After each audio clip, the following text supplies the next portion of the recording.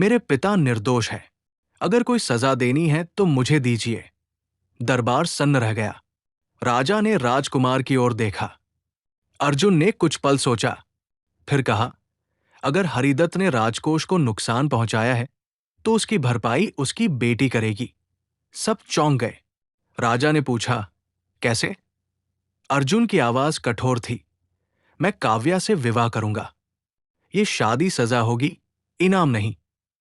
दरबार में खामोशी छा गई। काव्या का शरीर सुन्न हो गया। उसने कांपती आवाज में पूछा, क्या मेरी सहमति? लेकिन उसकी बात अधूरी रह गई। महल में शादी हुई। ढोलन गाड़े थे, मगर दिल नहीं। काव्या लाल जोड़े में थी, पर उसकी आंखों में कोई सपना नहीं था। अर्जुन ने उससे नजर तक नहीं मिलाई। शादी के बाद काव्या को महल का सबसे अलग कमरा दिया गया, सुंदर मगर ठंडा। उस रात काव्या ने आईने में खुद को देखा और धीमे से कहा, मैं टूटी नहीं हूं, बस अभी चुप हूं। अर्जुन के लिए यह शादी सिर्फ एक सौदा थी। वो काव्या से कठोर व्यवहार करता, शब्दों से, खामोशी से, तिरस्कार से। लेकिन काव्या ने कभी झुकना नहीं सीखा। वो नौकरों से नहीं, इंसानों की तरह बात करती।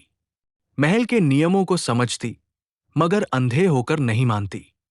धीरे धीरे महल के लोग महसूस करने लगे, ये लड़की नौकर की बेटी नहीं, रानी बनने का साहस रखती है। और यहीं से राजकुमार अर्जुन के भीतर कुछ हिलने लगा। राजकुमार अर्जुन सिंह के लिए हर सुबह एक जैसी होती थी। आदेश, सम्मान और सिर झुकाए खड़े लोग। लेकिन शादी के बाद पहली बार महल में कोई ऐसा था जो उसकी मौजूदगी से डरता नहीं था। वो थी काव्या। काव्या ज्यादा बोलती नहीं थी, न शिकायत, न आंसू दिखाने की कोशिश। वो अपने कमरे से निकलती, पूरे सम्मान से महल के कामकाज में हिस्सा लेती, नौकरों की मदद करती और चुपचाप वापस चली जाती। अर्जुन को ये चुप्पी खलने लगी। इसे डर क्यों नहीं लगता? ये मेरी पत्नी होकर भी मुझसे कुछ क्यों नहीं मांगती? अहंकार को आदत होती है, डर की। एक दिन दरबार में एक नौकर से गलती हो गई। अर्जुन ने गुस्से में आवाज ऊंची की, सजा दी जाएगी। तभी पीछे से एक शांत लेकिन मजबूत आवाज आई, गलती इंसान से होती है महाराज, सजा नहीं, सुधार जरूरी है। पूरा दरबार चौंक गया। काव्या पहली बार सबके सामने बोली थी। अर्जुन ने तीखी नजर से देखा, तुम मेरी सत्ता पर सवाल उठा रही हो? काव्या ने नजर झुकाई, नहीं, मैं आपकी सत्ता पर नहीं, अन्याय पर सवाल उठा रही हूं। उस पल अर्जुन के भीतर कुछ दरक गया। उसी शाम अर्जुन अकेले अपने कक्ष में बैठा रहा।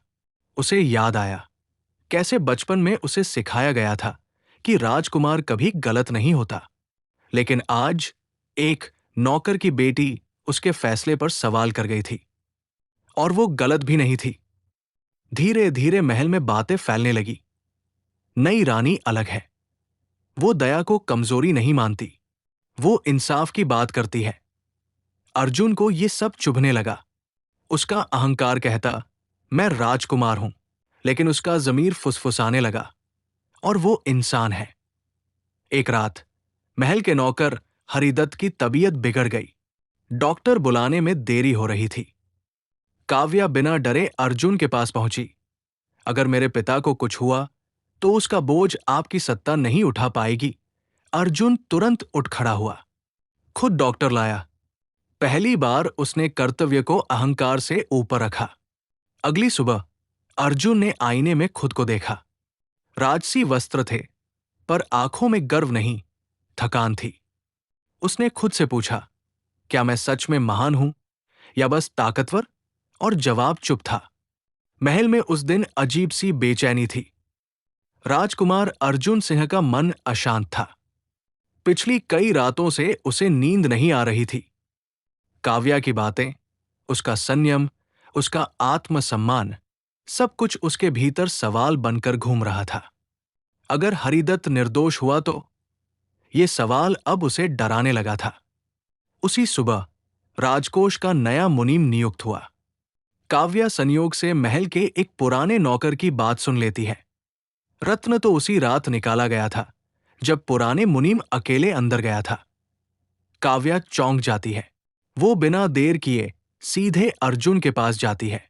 अगर आप सच जानना चाहते हैं तो डर से नहीं, जांच से फैसला कीजिए। अर्जुन पहली बार बिना गुस्सा किए बोला, तुम्हें क्या पता? काव्या ने शांत स्वर में कहा, क्योंकि झूठ हमेशा जल्दबाजी में होता है और सच धैर्य मांगता है। अर्जुन ने चुपचाप एक गुप्त जांच शुरू करवाई। पुराने मुनीम की गतिविधियां खंगाली गई। लेखों का मिलान हुआ। गवाह बुलाए गए। हर कड़ी एक ही दिशा में इशारा कर रही थी और अंततः सच बाहर आ गया। अगले दिन पूरा दरबार भरा हुआ था। राजा सिंहासन पर थे।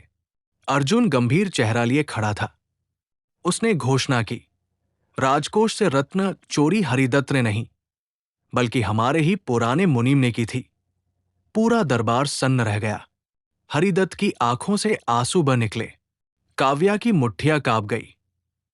अर्जुन ने सबके सामने हरिदत्त की ओर देखा। फिर वो धीरे धीरे सिंहासन से नीचे उतरा और जो हुआ उसकी किसी ने कल्पना नहीं की थी। राजकुमार ने सिर झुकाकर कहा, मैंने बिना सच जाने आपको दोषी ठहराया। ये मेरी सबसे बड़ी भूल थी।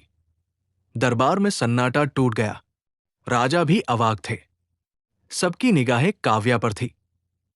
वो चाहती तो बदला ले सकती थी, कड़वे शब्द बोल सकती थी, लेकिन उसने सिर्फ इतना कहा, गलती मान लेना कमजोरी नहीं होती, उसे सुधारना साहस होता है। अर्जुन की आंखें नम हो गई। उस पल उसने काव्या को पहली बार नीचे से ऊपर नहीं, बराबरी से देखा। सच सामने आ चुका था। दोषी को सजा मिल चुकी थी। हरिदत्त की इज्जत लौट आई थी। लेकिन महल के बाहर एक नई आग सुलगने लगी थी। राजपरिवार के बड़े बुजुर्ग इकट्ठा हुए। उनका गुस्सा काव्या पर नहीं, अर्जुन पर था। राजकुमार ने दरबार में एक नौकर के सामने सिर झुका दिया। राजवंश की मर्यादा तोड़ दी। अर्जुन चुपचाप सब सुनता रहा। पहली बार उसे समझ आया, राजघराने का सम्मान अक्सर इंसाफ से ऊपर रखा जाता है। महल के बाहर चर्चाएं शुरू हो गई। नौकर की बेटी अब रानी बनेगी। कल को हर नौकर बराबरी मांगेगा। राजकुमार बदल गया है। काव्या ये सब सुनती थी। दर्द होता था, पर वो झुकी नहीं। उसने अर्जुन से बस इतना कहा, अगर आपको शर्म आती है तो मैं खुद चली जाऊंगी। अर्जुन ने पहली बार कठोर आवाज में जवाब दिया, नहीं, गलती मैंने की है। भागना मुझे नहीं आता। राजा ने अर्जुन को अकेले में बुलाया। अगर तुम्हें ये शादी निभानी है तो तुम्हें सिंहासन छोड़ना पड़ेगा। कमरे में सन्नाटा छा गया। राजा बोले, राजा इंसाफ कर सकता है, लेकिन राजवंश की परंपरा नहीं बदल सकता। ये अर्जुन की जिंदगी का सबसे कठिन पल था। उस रात अर्जुन सो नहीं पाया। सिंहासन, शक्ति, सम्मान और दूसरी तरफ एक स्त्री जिसे उसने अन्याय से बांध दिया था। सुबह होने से पहले उसने फैसला कर लिया। अगले दिन पूरा दरबार भरा हुआ था।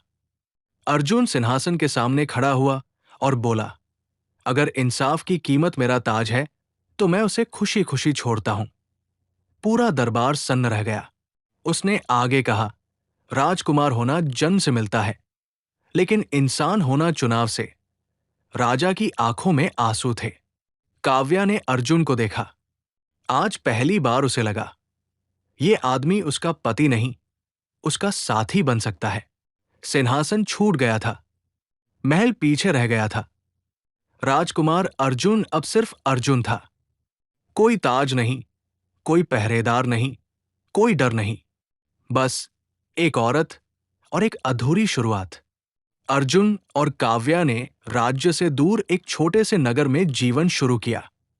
काव्या ने पहली बार खुली हवा में सांस ली। अर्जुन ने पहली बार खुद कमाकर रोटी खाई। वो आसान नहीं था। लोग पहचानते थे, ये वही राजकुमार है। कुछ ताने देते, कुछ मजाक उड़ाते, लेकिन काव्या ने कभी अर्जुन को टूटने नहीं दिया। आपने सत्ता छोड़ी है, आत्मसम्मान नहीं, मोहब्बत की शुरुआत। ये मोहब्बत अचानक नहीं आई। ये आई रोज के संघर्ष से, एक दूसरे की इज्जत से, खामोश समझ से।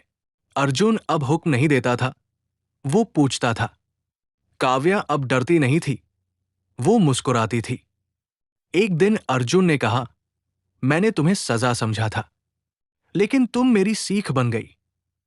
काव्या ने जवाब दिया, और आपने मुझे मजबूरी से आजादी तक पहुंचाया। समाज को जवाब। समय बदला, लोगों ने देखा, एक पूर्व राजकुमार सबके साथ बराबरी से जी रहा है। कोई ऊंच नीच नहीं, कोई अपमान नहीं। धीरे धीरे वही समाज जो विरोध कर रहा था, सम्मान करने लगा। एक दिन महल से संदेश आया। राजा ने लिखा, तुमने साबित कर दिया कि सच्चा राजा ताज से नहीं, चरित्र से बनता है। अर्जुन ने पत्र मोड़ा, आंखें नम थी। कहानी का सार, काव्या अब सिर्फ नौकर की बेटी नहीं थी। वे दोनों एक ऐसी कहानी बन चुके थे जो बताती है, अगर दिल सही हो तो किस्मत भी झुक जाती है।